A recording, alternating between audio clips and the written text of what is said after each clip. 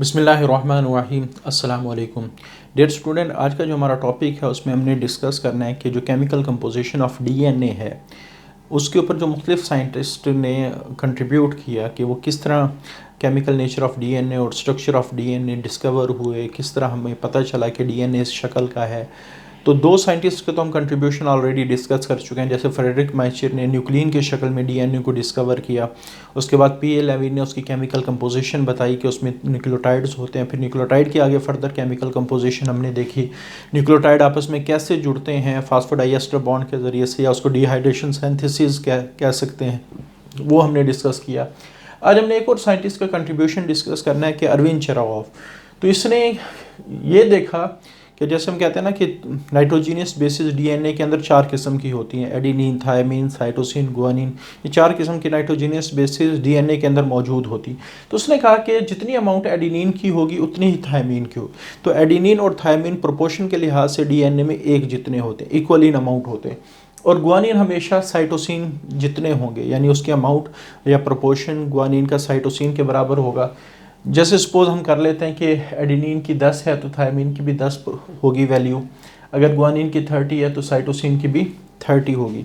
तो फिर अगर हम ओवरऑल बात करें तो हम कह सकते हैं कि जितनी अमाउंट प्योरीन की है उतनी ही पायरामिडीन की है। जैसे हम प्योरीन के बारे में कहते हैं कि एडेनिन और गुआनिन ये प्योरीन बेसिस हैं जो डीएनए के अंदर मौजूद होती हैं, और साइटोसिन और थायमिन ये हमारे पास पायरामिडीन नाइट्रोजीनियस बेसिस है जो डीएनए के अंदर मौजूद। अगर इन वैल्यूज़ को हम यहाँ पुट करें, जैसे एडेनिन की अमाउंट हमने 10 रखी, गुआनिन की अमाउंट हमेशा 30 रखी, इसी तरह साइटोसिन की अमाउंट हमेशा हमने 30 रखी, थायमिन की अमाउंट हमने 10 रखी। तो अगर आप देखें 10 और 30 40 हो गए, 30 और 10 40 होगा। तो प्योरीन हमेशा डीएनए में पायरामिडीन के बराबर ही होती है। तो इसने एक बड़ा ही इम्पॉर्टेंट कॉन्सेप्ट दिया कि एडेनिन हमेशा थायमिन के बराबर है, गुआनिन हमेशा साइटोसिन के बराबर है। या ओवरऑल अगर हम बात करें प्योरीन्स जो नाइट्रोजीनियस बेसिस हैं वो डीएनए के अंदर हमेशा पायरामिडीन के बराबर होती हैं। उसके बाद दूसरा साइंटिस्ट, बल्कि ये साइंटिस्ट थी रोज़ेलिंड फ्रैंकलिन, और उसके साथ जो उसका पार्टनर था वो मॉरिस विल्किन। ये दोनों ब्रिटिश बायोकेमिस्ट थे। इन्होंने एक्सरे की शक्ल देखी, एक्सरे की फ़ोटो देखी, और जिस कैमरे का इस्तेमाल किया वो है एक्सरे डायफ्रैक्शन। यानी उन्होंने एक्सरेज के ज़रिए से डीएनए को एनालाइज किया, उसको स्ट्रक्चर को सजेस्ट किया। सबसे पहले एक्सरे के अंदर होता क्या है कि हमारे पास एक्सरे की बीम किसी भी चीज़ के ऊपर बम्बार्ड की जाती है, और उसके अपोजिट एक एक्सरे फिल्म होती है। तो उस चीज़ का जो इमेज है वो उस एक्सरे फिल्म के ऊपर बन जाता है। तो सेम उसने किया कि bombarded the DNA with the beam of x-rays, x-ray encountered atom path is bent and diffracted. कि जो एक्सरेज की रेज हैं, जब उनके सामने कोई एटम आता है तो वो एटम से टकरा के अपना रुख बदल लेती हैं, और उस रुख बदलने का जो पैटर्न है वो हमें फोटोग्राफिक फिल्म के ऊपर नज़र आ रहा होता है। जैसे फॉर एग्जांपल हम कहते हैं ये हमारा किसी ने अपने हाथ का एक्सरे बनवाया, ये ठीक हो गया। तो अब जो हमारे पास आपने देखा होगा कि ब्लैक एक्सरे जो फिल्म होती है उसके ऊपर वाइट कलर का इमेज बना होता है। हालांकि ज़्यादातर लोग ये समझते हैं कि ये जो इमेज बना है ये एक्सरेज ने बनाया है, लेकिन ये नहीं होता। बल्कि एक्सरे, ये जो फोटोग्राफिक फिल्म होती है एक्सरे की, ये टोटली वाइट होती है, और जब इसके साथ एक्सरेज टकराती हैं तो ये ब्लैक हो जाती है। तो ये जो इमेज बना है ये वो जगह है जहाँ एक्सरेज नहीं टकराई। ठीक हो गया। तो अगर एक्सरे फिल्म से एक्सरेज टकराएं तो उसको ब्लैक कर देती हैं। तो हमारी हड्डियों से चूँकि एक्सरेज नहीं गुजर सकती, इस वजह से उनके एक इमेज यहाँ हमें नज़र आ रहा होता है। तो यही बात उसने की कि जब एक मॉलिक्यूल के अंदर से एक्सरेज को गुजारा गया तो एक डेफिनेट पैटर्न जो फिल्म है एक्सरे फिल्म उस पर हासिल हुआ। X-ray pattern recorded on the photographic film, जब उसने इसको स्टडी किया, X-ray diffraction pattern suggested that DNA was, उसने कहा ये तो हेलिक्स की शक्ल का है, ये हेलिक्स की शक्ल का है, यानी इस तरह बल खाया हुआ है। और दूसरा उसने कहा कि ईच टर्न एट 3.4 नैनोमीटर, 3 और दूसरा दोनों स्ट्रैंड के दरमियान जो डिस्टेंस था वो 2 नैनोमीटर था। इसका क्या मतलब है? पहले आप थोड़ा सा टर्न से मुराद क्या होता है, यानी डीएनए में हम टर्न किसको कहते हैं। सबसे पहले जैसे मैं कहता हूँ कि ये डीएनए का मालिक्यूल है, इनके दोनों स्ट्रैंड्स के दरमियान जो फासला है हर जगह वो 2 नैनोमीटर है, यहाँ भी यहाँ भी यहाँ भी, यानी हर जगह क्या है 2 नैनोमीटर है। अच्छा, यहाँ जब हम इमेज बनाते हैं, ये आपको शायद यहाँ कंफ्यूज हो रहा है, ये तो डायमीटर कम हो गए। ये असल में कम नहीं होता, ये जिस वक्त हम किसी चीज़ को आप कह सकते हैं 3D एंगल के अंदर ड्रा करते हैं, यानी आप कह सकते हैं एक तो चीज़ ऐसी हो और दूसरी इस तरह, जैसे सीढ़ियाँ होती हैं इस तरह गुलाई के रूप, तो ये इसी तरह होता है जैसे एक रिबन लिपटा हो किसी चीज़ के इर्द गिर्द। तो यहाँ भी डायमीटर कांस्टेंट रहता है, लेकिन इमेज के अंदर हम इस तरह ड्रा नहीं कर सकते। तो 2 नैनोमीटर इन दोनों स्ट्रैंड्स के दरमियान होगा। अच्छा, उसके बाद ये जो डीएनए का जब हम डबल स्ट्रैंड ड्रा करते हैं, ये जो अंदर वाला हिस्सा है, ये वाला यहाँ से लेके, जिसको मैं इस तरह अंडरलाइन कर रहा होता हूँ, और एक इसके अपोजिट एक बारीक सा हिस्सा है, वो भी छोटा सा अंदर गया होता है। इसी तरह आप कह सकते हैं कि एक यहाँ ये हिस्सा, ये थोड़ी सी टेढ़ा हो गया जगह की कमी की वजह से, एक यहाँ हमारे पास। अच्छा, ये जो अंदर गया हुआ हिस्सा है इसको हम ग्रोव कहते हैं। जब हम ड्रा करते हैं डीएनए को तो ये हमें ग्रोव की शक्ल में नज़र आते हैं। ग्रोव कोई चीज़ जो अंदर गई हुई हो, जैसे नाली को कहा जाता है। अब चूंकि ये बड़ा है ये छोटा है, इस वजह से इसको हम कहते हैं मेजर ग्रोव। ये भी मेजर ग्रोव, और ये जो छोटा सा हिस्सा है ये चूंकि छोटा है इस वजह से इसको हम कहते हैं माइनर ग्रोव।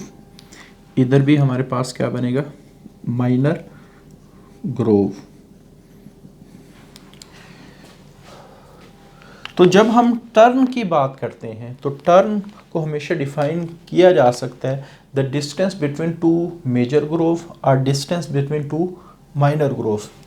जैसे सपोज हम एक ग्रोव को यहाँ से लेते हैं, तो जहाँ अगला ग्रोव स्टार्ट होता है तो उसके दरमियान जो फासला है वो टर्न कहलाता है। अगर हम ग्रोव का सेंटर लेंगे तो अगले ग्रोव का जो सेंट्रल हिस्सा है वो एक टर्न कहलाएगा। अच्छा, आमतौर पे ग्रोव का जो सेंटर है वो माइनर ग्रोव वहाँ से स्टार्ट हो रहा हो, तो माइनर ग्रोव के दरमियानी फासले को या मेजर ग्रोव के दरमियानी फासले को हम क्या कहते हैं, टर्न।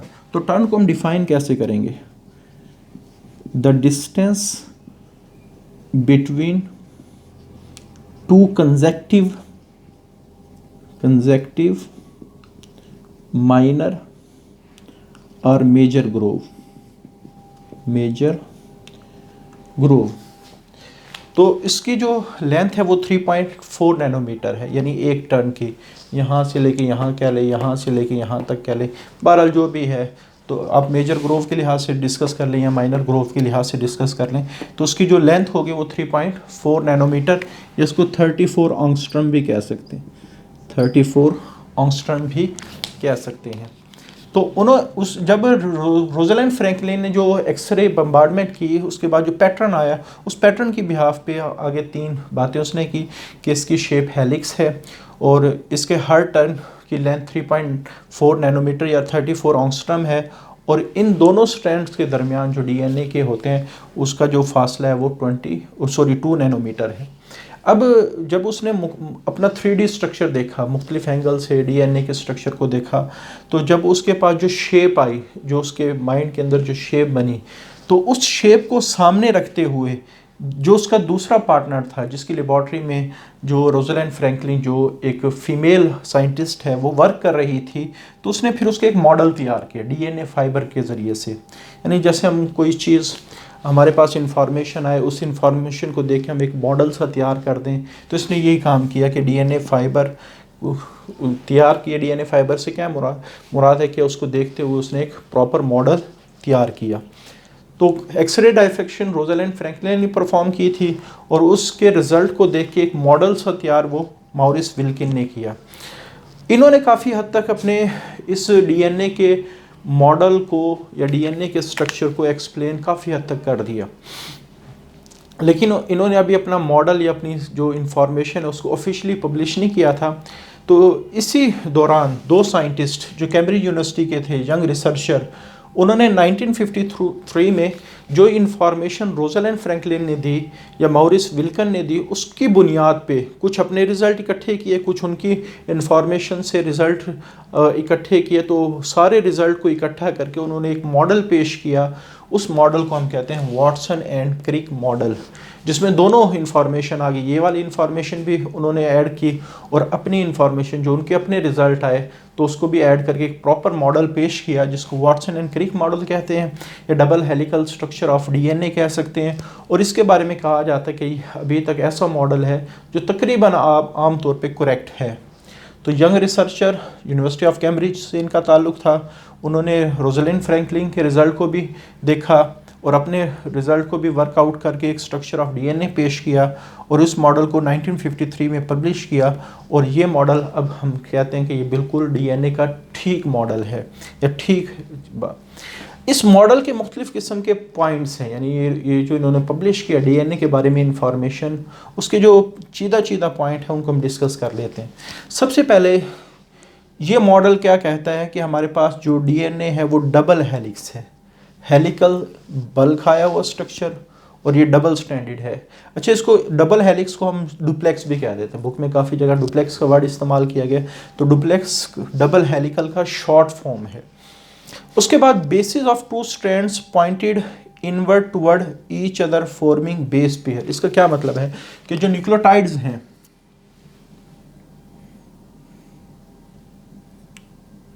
ये मैं इरेज कर देता हूँ। जो न्यूक्लियोटाइड हैं, जैसे हम कहते हैं कि ये सपोज हमारे पास न्यूक्लियोटाइड है और न्यूक्लियोटाइड की ये नाइट्रोजीनियस बेस है। अब नाइट्रोजीनियस बेस की पॉसिबिलिटी थी, ये बाहर भी हो सकती थी, अंदर भी हो सकती थी, लेकिन ये अंदर की तरफ है, पॉइंटेड इनवर्ड। पहली तो बात ये है कि इनकी जो बेसिस हैं नाइट्रोजीन, यहाँ बेसिस से मुराद bases, nitrogenous bases of two strand, वो हमेशा अंदर की तरफ होती हैं। और जो दूसरा न्यूक्लियोटाइड दूसरे स्ट्रैंड में होता है उसकी बेस भी अंदर की तरफ हो, और ये दोनों बेसिस आपस में मिलके पेयर बनाएंगी। तो पहली बात तो ये है कि basis of two strand pointed inward, वो अंदर की तरफ होती हैं टुवर्ड ईच अदर, और उसके बिल्कुल सामने जो न्यूक्लियोटाइड है उसके साथ मिलके फॉर्मिंग बेस पेयर। यानी इन शॉर्ट आप ये कह सकती हैं कि जो नाइट्रोजीनियस बेसिस हैं वो डीएनए के अंदर किसकी शक्ल में मौजूद होती हैं, पेयर की शक्ल में मौजूद होती हैं। और दूसरी चीज़ कि ये जो बेस का पेयर है, इसमें अगर एक मेंबर प्योरीन से ताल्लुक़ रखता है तो दूसरा हमेशा पायरिमिडीन से ताल्लुक़ रखेगा। इसका फ़ायदा क्या होगा कि जो दो स्ट्रैंड के दरमियान जो डायमीटर है वो हमेशा कांस्टेंट रहेगा। सपोज जैसे मैं कहता हूँ कि हमारे पास एक बड़ी बेस है, एक छोटी। बड़ी बेस को वैल्यू दे देते हैं 5, छोटी बेस को वैल्यू दे देते हैं 3, ठीक है। अगर बड़ी और छोटी को ऐड किया जाए तो हमारा डायमीटर बनना चाहिए 8। अगर दोनों बड़ी इकट्ठी हो जाती तो डायमीटर बनना चाहिए था 10। अगर दोनों छोटी इकट्ठी हो जाती तो डायमीटर बनना चाहिए था 6। तो ये डायमीटर कभी भी कांस्टेंट ना है। कहीं आप कह सकते हैं डीएनए चौड़ा हो जाता, कहीं आपके कंस्ट्रिक्ट कर जाता, कहीं मीडियम साइज़ का होता। लेकिन अगर एक तरफ 5 है तो दूसरी तरफ 3, अगर दूसरी तरफ 3 है तो पहली तरफ 5 हो। तो इस वजह से अगर यहाँ 5 है तो यहाँ 3 होगा, अगर यहाँ 3 है तो यहाँ 5 हो। तो डीएनए का डायमीटर, एक तरफ अगर प्रोटीन है तो उसके अपोजिट हमेशा पायरिमिडीन होगी, अगर एक तरफ पायरिमिडीन है तो उसके अपोजिट हमेशा प्योरीन होगी। इसका फ़ायदा क्या होता है कि जो डीएनए का डायमीटर वो हमेशा 2 नैनोमीटर यानी कांस्टेंट रहता है। तो larger purine always pointed to smaller pyrimidine keeping the diameter constant of 2 nanometer. अच्छा, उसके बाद ये दोनों स्ट्रैंड एंटी पैरेलल होते हैं। एंटी पैरेलल से क्या मुराद है कि अगर एक 3 to 5 इस तरह मूव कर रहा है तो इसके जो अपोजिट स्ट्रैंड है, अपोजिट स्ट्रैंड वो हमेशा 5 to 3 इस तरह मूव करेगा। अगर हम 3 to 5 मूव करें तो ये एक दूसरे के हमेशा एंटी पैरेलल होते हैं। अच्छा, दोनों स्ट्रैंड्स को जोड़ने के लिए दरमियान में नाइट्रोजीनियस बेसिस होती हैं, सॉरी हाइड्रोजन बॉन्ड होते हैं, और ये hydrogen bond between the nitrogenous basis होते हैं। और इसका फ़ायदा ये होता है कि ये दोनों स्ट्रैंड हमेशा इकट्ठे रहते हैं और डुप्लेक्स स्टेबलाइज रहता है। अगर ये इकट्ठे बॉन्ड के ज़रिए से ना जुड़े होते तो ऑटोमेटिकली इन दोनों स्ट्रैंड के अलहदा होने के चांस ज़्यादा थे, और अगर अलहदा होता तो हम कहते हैं डुप्लेक्स स्टेबलाइज ना रहता। तो नाइट्रोजीनियस बेसिस हमेशा अपने दरमियान में क्या बनाती हैं, हाइड्रोजन बॉन्ड, जिसकी वजह से ये दोनों स्ट्रैंड जुड़े होते हैं। Hydrogen bond are present between the strand, और स्ट्रैंड्स की यहाँ बेसिस के दरमियान ऑफ बेसिस या बेसिस ऑफ स्ट्रैंड्स हो रही है, इंग्लिश ही गलत होगी, बेसिस ऑफ स्ट्रैंड्स, जिसका रिजल्ट क्या होता है कि डुप्लेक्स इज स्टेबलाइज। अच्छा, उसके बाद अगला जो पॉइंट है ये थोड़ा सा आप लोगों ने अच्छी तरह समझना है। इसका क्या मतलब है कि बेस पेयर और प्लेनर, प्लेनर का मतलब है कि ये एक ही प्लेन में होंगे, ठीक है। ये इसको आप आसानी से इस तरह समझ लें कि जैसे एक ईंट, जब भी हम दीवार बनाते हैं तो अगर एक ईंट इस तरह है, दूसरी को भी इसी तरह रख दें, कभी भी इस तरह नहीं रखेंगे, ठीक है, तो प्लेन बदल जाता है। तो प्लेन बदलने से दीवार सही तरह नहीं बनेगी। अगर ईंटें इस तरह रखी गई हैं तो उसी के ऊपर ईंट इस तरह रखी जानी चाहिए, ठीक है। या अगर हम दो ईंटें इस तरह, आमतौर पे दो ईंटों की, तो दो ईंटें इस तरह रखते हैं तो उसी के ऊपर इस अंदाज में रखते हैं कि वो एक ही प्लेन में हो।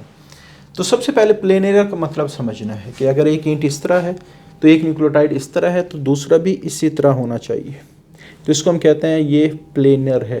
तो हम इस पूरे पेयर की बात करते हैं, ये जो पेयर है इसकी बात करें, और इसका जो कंपैरिजन वो अगले पेयर के साथ कर रहे होते हैं, नाइट्रोजीनियस बेस। आप इस पूरे बेस पेयर को दो ईंटें समझ लें। अच्छा, अगर ईंटें एक दूसरे के ऊपर ऐसे रखी हों और दरमियान में कोई बॉन्ड ना हो, दरमियान में कोई बॉन्ड ना हो, तो जाहिर बात है फिर उनके अलहदा होने के चांस क्या होते हैं, ज़्यादा होते हैं। तो हम कहते हैं कि ये नाइट्रोजीनियस बेस पेयर इकट्ठे हुए डीएनए के अंदर, ये एक दूसरे के ऊपर रखे हुए हैं। लेकिन हमें ये पता है कि इन बेसिस के जो न्यूक्लियोटाइड्स हैं, इन बेसिस के जो न्यूक्लियोटाइड्स हैं उनके दरमियान में फास्फोडाइएस्टर बॉन्ड बना हुआ। इसी तरह यहाँ हम बात करेंगे, इनके दरमियान में क्या बना हुआ है, फास्फो। जैसे ईंटों के दरमियान में सीमेंट लगा होता है, वो सीमेंट क्या करता है कि इन दोनों ईंटों को मजबूती से जोड़ के रखता है। तो ये जो बेस पेयर जिन न्यूक्लियोटाइड के, ये वाली न्यूक्लियोटाइड यहाँ, ये वाली इसके साथ, तो इन न्यूक्लियोटाइड के दरमियान, और हमने कहा था कि ये जो फास्फोडाइएस्टर बॉन्ड पिछले लेक्चर में, वो डिहाइड्रेशन सिंथेसिस है। कोई भी ऐसा रिएक्शन, कोई भी ऐसा इंट्रैक्शन जिसमें वाटर बाहर निकले, वो डिहाइड्रेशन सिंथेसिस या फिर उसको हाइड्रोफोबिक इंट्रैक्शन भी कहा जाता है। और इनके दरमियान जो फासला है, यानी एक बेस पेयर और दूसरे बेस पेयर के दरमियान में जो फासला है वो 3.34 नैनोमीटर का है। तो यहाँ कंफ्यूज नहीं होना, ये पूरे टर्न की बात हो रही है, 3.4 नैनोमीटर। यहाँ दो बेसिस के दरमियान जो फासला है वो 0.34 नैनोमीटर है। तो हमारे पास यहाँ से एक और रिजल्ट निकल सकता है कि एक टर्न में जो बेसिस की तादाद है, बेस पेयर की तादाद है, वो 10 होगी। यानी कितनी होगी, 10 base pair in one turn. तो अगर दो के दरमियान 0.3 है, तो अगर 10 हो तो ये 3.4 नैनोमीटर पूरे टर्न की लेंथ आ जाती है। तो एक टर्न में हमारे पास जो बेस पेयर्स हैं, यानी इस तरह अगर हम अरेंज करते जाएं तो ये 10 पेयर बनते हैं एक टर्न के अंदर। इस वजह से टोटल जो लेंथ बनती है वो 3.4 नैनोमीटर होती है, ठीक हो गया। तो स्टैकिंग का मतलब आपने सिर्फ यही जहन में रखना है कि ये जो बेस पेयर हैं, एक तो प्लेनर हैं, वो एक दूसरे के ऊपर ऐसे रखे हैं और उनके दरमियान में फासला है। फासला किसकी वजह से, बॉन्ड की वजह से बना है। देखिए ना, ये आप कह सकते हैं कि दो ईंटों के दरमियान हमेशा फासला होता है, दोनों ईंटें एक दूसरे से मिली नहीं होती। अगर आपसे पूछा जाए फासला किस वजह से, तो आप कहेंगे सीमेंट की वजह से। तो इसी तरह दो बेसिस के दरमियान जो हाइड्रोफोबिक इंट्रैक्शन है, इसकी वजह से दोनों के दरमियान क्या आ गया, इस बॉन्ड की वजह से गैप आ गया। और अगर ये बॉन्ड है तो इसकी वजह से स्टेबिलिटी ऑफ मालिक्यूल, डीएनए का मालिक्यूल क्या होगा, स्टेबल होगा। ये बिल्कुल इसी तरह जैसे एक दीवार के दरमियान में जो ईंटें लगी हुई हैं वो स्टेबल उसी वक्त होंगी जब उनके दरमियान में सीमेंट को लगा दिया जाएगा। तो स्टैकिंग, ये थोड़ा सा अच्छी तरह आप लोगों ने पॉइंट समझ लें। फिर नंबर ऑफ हाइड्रोजन बॉन्ड की बात करें, हम कहते हैं कि नाइट्रोजनियस बेसिस के दरमियान आपस में हाइड्रोजन बॉन्ड बना होता है। तो एडेनिन और थायमीन के बराबर हमेशा डबल बॉन्ड होता है और ग्वानिन और साइटोसिन के दरमियान हमेशा ट्रिपल बॉन्ड होता है। तो चूंकि एडेनिन थायमीन के साथ हमेशा जुड़नी है, ग्वानिन साइटोसिन, ये कभी नहीं होगा कि साइटोसिन एडेनिन के साथ जुड़ जाए जब बेस पेयर बन रहे हो और ग्वानिन थायमीन के साथ जुड़ी है। इस वजह से हम कह सकते हैं कि जितने एडेनिन के मालिक्यूल होंगे उतने थायमीन के होंगे, जितने ग्वानिन के मालिक्यूल होंगे उतना साइटोसिन। तो जो बात शुरू में हमने कही थी अरविंद चरगॉफ ने कि एडेनिन का जो कंट्रीब्यूशन है, एडेनिन का जो प्रोपोर्शन है वो थायमीन के बराबर, ग्वानिन का जो प्रोपोर्शन है वो साइटोसिन के बराबर। वो उसी सूरत में हो सकता है कि जब एडेनिन और थायमीन आपस में बॉन्ड बनाए और ग्वानिन और साइटोसिन आपस में बॉन्ड बनाए। तो ये इसमें जो सबसे इम्पॉर्टेंट लॉन्ग क्वेश्चन है वो ये है कि वाटसन और क्रिक का मॉडल। तो इस पे बहुत दफ़ा ये लॉन्ग क्वेश्चन आया है। बाकी तो फिर आप कह सकते हैं शॉर्ट क्वेश्चन में तो और एमसीक्यूज़ में तो कुछ भी पूछा जा सकता है। ये भी शॉर्ट क्वेश्चन है, ये भी शॉर्ट क्वेश्चन है, ये भी शॉर्ट क्वेश्चन है, इसके पॉइंट्स पूछ लिए जाते हैं। तो ये सारे शॉर्ट क्वेश्चन बन सकते हैं। तो आज के लिए इतने ही। अल्लाह हाफिज़।